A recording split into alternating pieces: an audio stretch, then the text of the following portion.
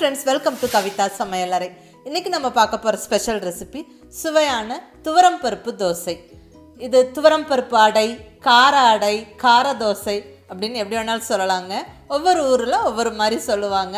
இங்கே கொங்கு ஸ்டைல் ரெசிபீஸில் இது வந்து கார தோசை அப்படின்னு சொல்லுவாங்க. அதாவது அரிசியோட நல்ல துவரம் பருப்பு மற்ற ஸ்பைசஸும் சேர்த்து அரைச்சி அதில் செய்யக்கூடிய தோசை. ரொம்ப நல்ல சுவையாகவும் இருக்கும், ரொம்ப ஹெல்த்தியானதும் கூடங்க. நல்ல பொருத்தமான சட்னி இதுக்கு கூட செஞ்சுக்கிட்டோம்னா ரொம்பவுமே சுவையாக இருக்கும். கண்டிப்பாக ட்ரை பண்ணி பாருங்கள்.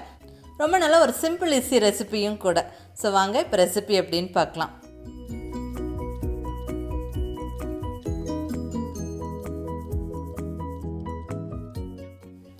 இப்போ இங்கே அரிசி எடுத்துருக்கிறேன். அதாவது புழுங்கல் அரிசி, இட்லி புழுங்கல் அரிசி 1 டம்ளர் அளவு கலந்து எடுத்துருக்கிறேன். அதில் பாதி அளவுக்கு துவரம் பருப்பு எடுத்துருக்கேங்க. இப்போ இது ரெண்டும் நல்லா கழுவி ஒரு 2லேருந்து 3 மணி நேரம் ஊற வச்சா போதும். அதிக நேரம் ஊற வேண்டாம். ஸோ நல்லா இங்கே 2-3 மணி நேரம் ஊறி ரெடியாக இருக்குது. இப்போ அரைச்சிடலாம். இப்போ இங்கே மிக்ஸி ஜாரில் ஊறின அரிசி துவரம் பருப்பும் சேர்த்து விட்டுறலாம்.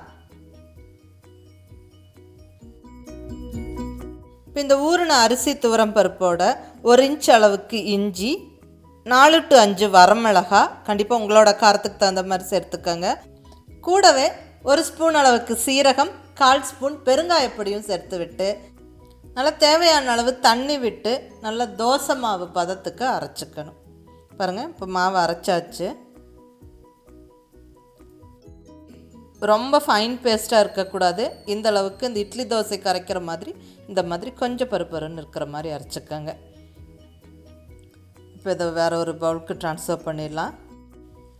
தேவையான அளவு உப்பு சேர்த்து கலந்து வச்சிடலாங்க.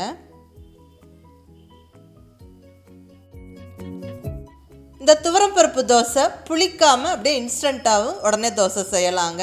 அதுவும் நல்லாயிருக்கும், நல்ல ஒரு விதமான டேஸ்ட்டில் இருக்கும். பட் பர்சனலி எனக்கு இந்த தோசை மாவு கொஞ்சம் புளிச்சிருந்தால் பிடிக்கும். ஸோ நான் ஒரு 3-4 மணி நேரம் விட்டுட்டு அதுக்கப்புறம் தான் தோசை செய்ய போகிறேன். ஸோ இப்போ தட்டு வச்சு மூடி நான் ஒரு 3-4 மணி நேரம் புளிக்கிறக்கு விடுறேங்க. அடுத்தது இந்த தோசைக்கு எங்கள் கோயம்புத்தூர் ஸ்டைலில் செய்யக்கூடிய இந்த தக்காளி கடையல் சட்னியெல்லாம் ரொம்ப நல்லா இருக்குங்க. நல்ல ஒரு காம்பினேஷனாக இருக்கும்.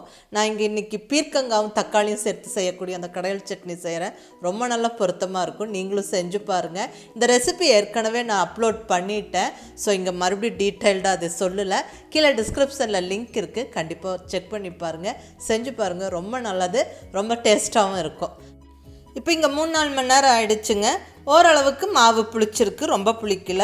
ஸோ இப்போ தோசை ஊற்றிடலாம். இது இன்னும் கொஞ்சம் புளிச்சு நம்ம செஞ்சாலும் நல்லாயிருக்கும், இல்லை இன்ஸ்டண்ட்டாகவும் செய்யலாம். அது உங்களுக்கு எப்படி பிடிக்குமோ அந்த மாதிரி செஞ்சுக்கோங்க. இப்போ கூட நான் கொஞ்சம் பெரிய வெங்காயம், பொடியான இருக்கிற பெரிய வெங்காயம், கொத்தமல்லி இலையும் தூவி விட்டு செய்ய போகிறேன். நல்லா இப்படி தோசை வந்து மெலிசாவும் ஊற்றலாம், திக்காவும் ஊற்றலாம், அதெல்லாம் உங்கள் விருப்பம்.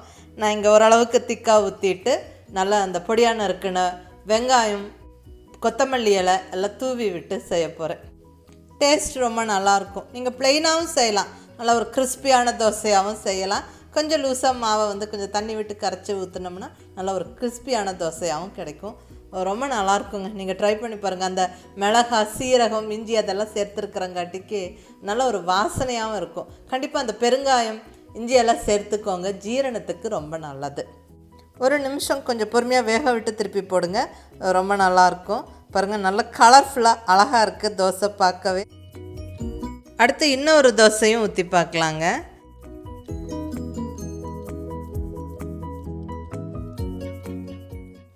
இந்த கார தோசை நம்ம ப்ளெயினாகவும் செய்யலாம், நல்லாயிருக்கும். இல்லை இப்படி வெங்காயம், கொத்தமல்லி எல்லாம் தூவி விட்டு செஞ்சாலும் நல்லாயிருக்குங்க. இட்லி பொடி தூவி நல்லா பொடி தோசையாகவும் செய்யலாம். ஸோ அதெல்லாம் உங்கள் விருப்பம், உங்களோட டேஸ்ட்டுக்கு தகுந்த மாதிரி செஞ்சுக்கோங்க.